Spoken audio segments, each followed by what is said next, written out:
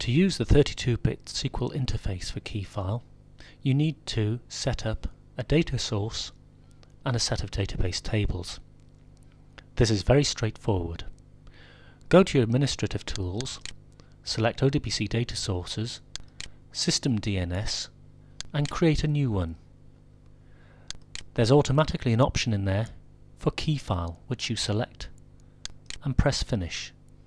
Notice that all the items in there have already been set, so you don't even need to enter anything. Press OK.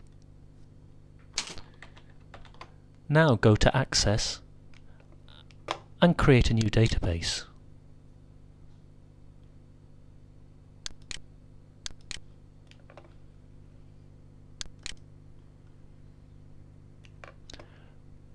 I'm going to use a default name database for the purposes of this presentation.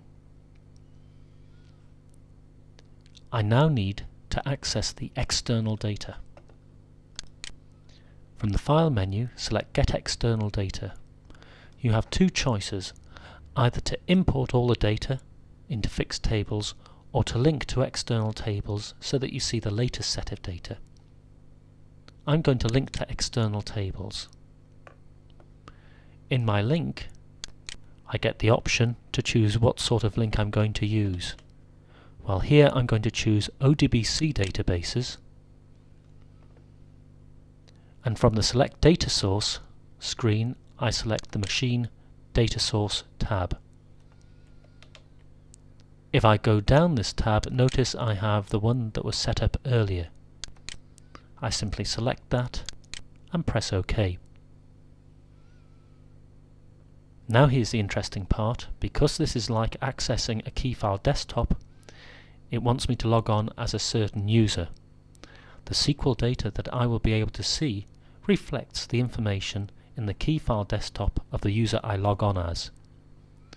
So what I'm going to do here is log on as the demo user, but it could be anyone and could even be a dedicated programmatic user. It can now see a number of tables.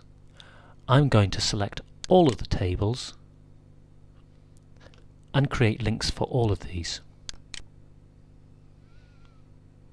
Because we have multiple records with similar names, it wants unique record identifiers. I'm going to accept all of the defaults that are offered to me here.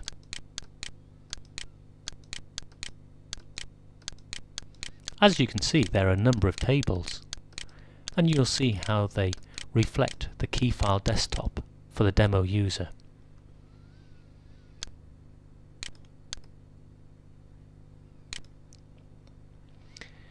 Here we have all of the tables that allow us to understand what's happening. Let's take a few simple examples. First of all, if I click on the desktop table, I get a listing of all the objects which are on the Keyfile desktop for that user. Here's a file room called Keyfile Success Stories, and below it is a folder for Product Overview.